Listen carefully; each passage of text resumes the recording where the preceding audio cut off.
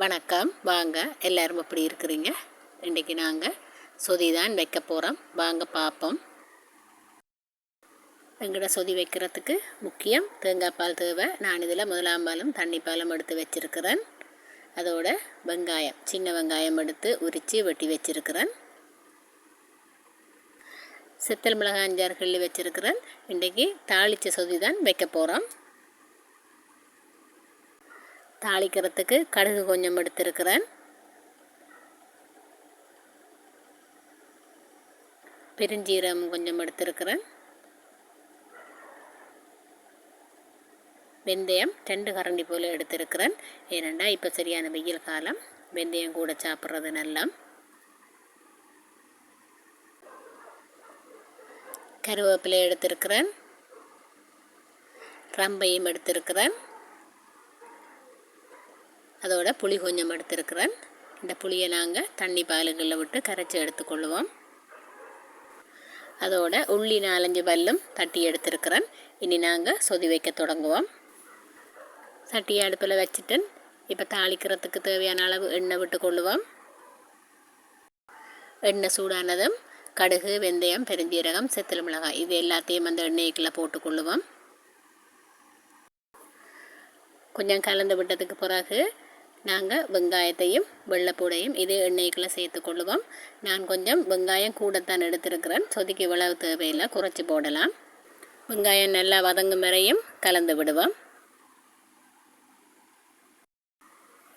இனி கருவேப்பிலையும் ரம்பையும் சேர்த்து கொள்ளுவோம்.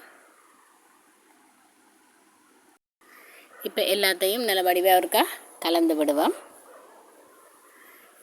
இந்த எண்ணெயிலேயே நான் கொஞ்சம் மஞ்சள் போட்டுக்கொள்கிறேன்.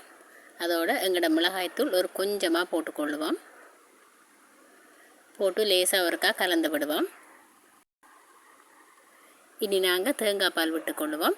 இது தண்ணி பால் தான் விடுறேன். நாங்கள் புளியும் கரைச்சி வச்சு தண்ணி பாலை தான் விடுறேன். எங்களுக்கு தேவையான அளவு நாங்கள் விட்டுக்கொள்ளலாம். இப்போ நாங்கள் உப்பு போட்டுக்கொள்ளுவோம். எங்களோட தமிழ்நாட்டு சொந்தங்களுக்கு எப்படி ரசமோ அதுபோலத்தான் எங்களுக்கு இந்த சொதி. என்ன கறி வச்சாலும் எல்லா வீடுகள்லையும் கட்டாயம் இந்த சொதி ஒன்றும் இருக்கும். தண்ணிப்பால் விட்டதுக்கு பிறகு இதே மாதிரி ஒரு கொதி வந்ததுண்டா காணும். ஒருக்கா நாங்கள் கலந்து விட்டதுக்கு பிறகு முதல் பாலை விட்டுக்கொள்ளுவோம். இப்போ நான் எடுத்து வச்சிருக்கிற திக்கான முதல் பாலை சேர்த்துக்கொள்கிறேன்.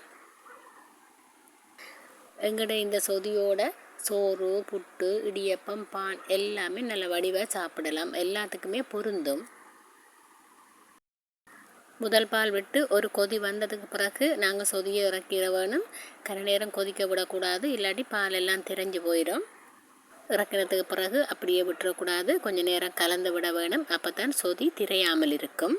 சொதியில் நிறைய வகைகள் இருக்குது. இது தாளித்த சொதி.